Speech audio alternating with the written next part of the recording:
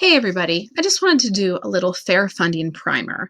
This video is mainly for the students who are going to be involved in the art contest, as well as any teachers or parents who might be helping them.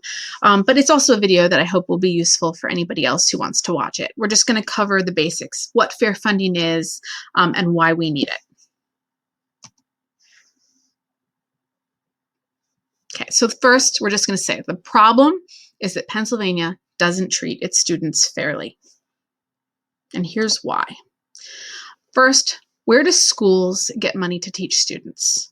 Well, if we look at this little chart, we can see that a little over 60% of school funding comes from the local school district, local property taxes mostly, and a few other types of taxes.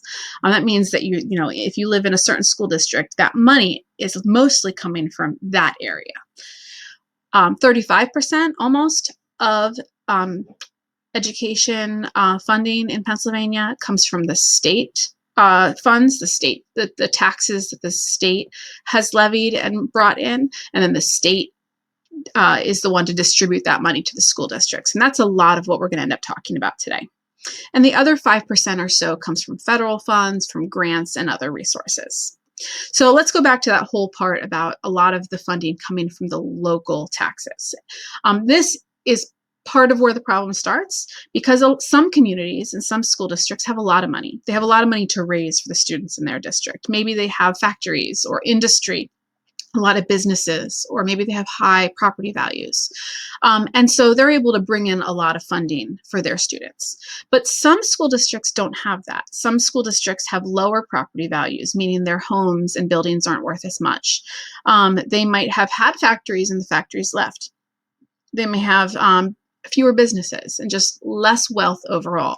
And that means that the students who live in those communities don't have nearly the amount of resources that a student who lives in a wealthy community might. And that's where the state can help. The state can supply their part of the funds to the communities that have a greater need. But that's not totally what's happening. And now we're going to talk about that.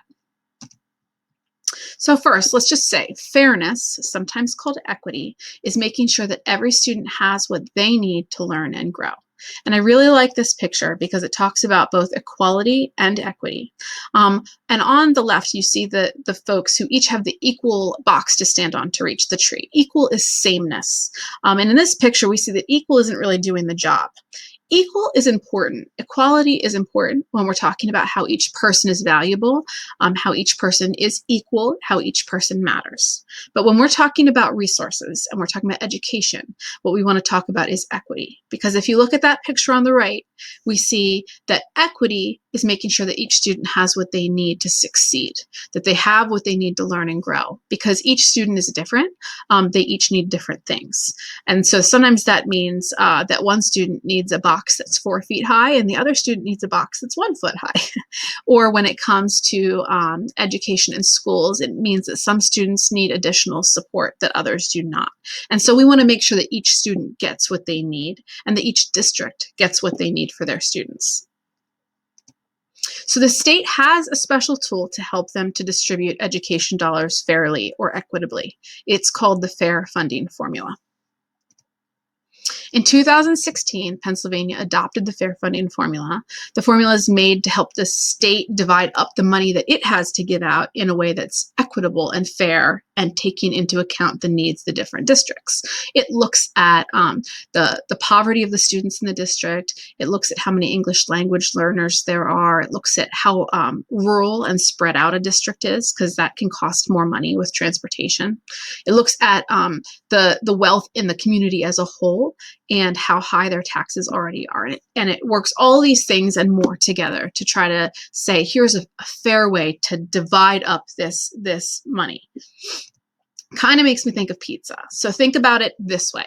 A teacher is having a pizza party for her students. And she tells the students, bring snacks to school tomorrow, but I'm going to provide the pizza for lunch, and we'll figure it out tomorrow. Just bring what you can. So the students get there the next day, and one student brought a brownie and some veggies and a bag of chips and an iced tea, like plenty of food. And another student just brought a little baggie with a few apple slices in it. And the teacher looks around, and she also knows that that student with the baggie and with just a few apple slices, that student probably didn't eat that morning, because she knows that that family tends to not have enough food. So she's looking at her big pizza and deciding how to divide it up. And so she might rightly say, you know what, I think that student who is hungry from not eating breakfast and only has a few apple slices, they might need an extra slice or a bigger slice than some of the other students. That's equity. That's thinking about the needs of each student, and taking into account that some might need more resources than others. Now, every student's going to get pizza, but some might need more because they have a greater need.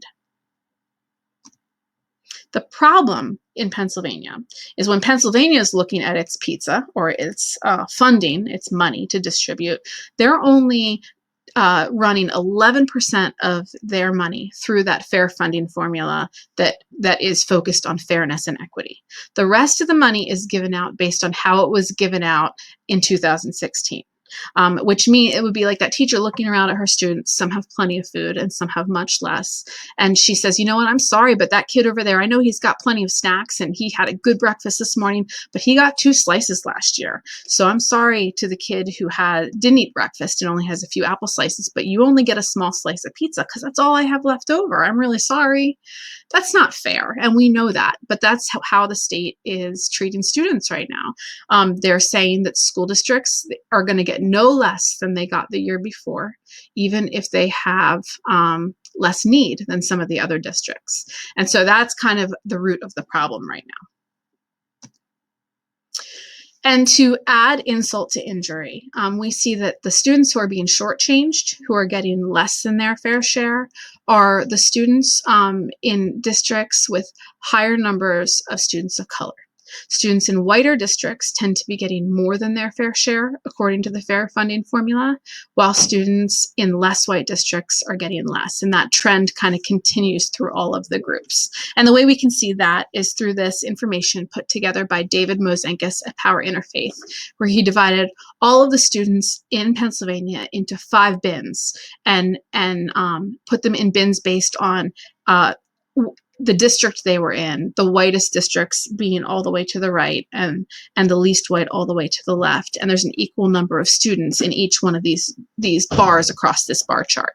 And so he was able to show how much or how much less on average they were getting than their fair share, how much more or how much less. And so he's able to show that trend. And that trend continues even when you control for poverty, even if you control for other factors. So if you compare a district that is a wealthy district that has a high number of students of color and a wealthy district that has a high number of white students, the district that is less white is still going to tend to be being shortchanged, and the district that is more white is more likely to be getting more than their fair share. You take a poorer community, and a poorer community with a high number of students of color, they are more likely to be being shortchanged and getting less than their fair share, while the students in the poor white community are likely to still be getting more than their fair share.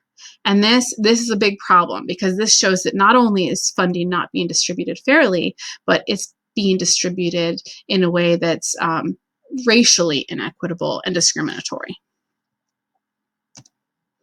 And then we're going to look at this to close out this video. This is just another way of showing the racial inequity. On the left, you can see a bunch of boxes in that kind of big block. These are districts getting less than their fair share. On the right, these districts are getting more than their fair share. The box is sized. Each little box is sized to show how much less than their fair share or how much more than their fair share a district is getting. And each box is shaded to show if a district is a very white district or a much less white district. And so we can see when we look at the districts who are getting less than their fair share on the left, these are the districts with a higher number of students of color.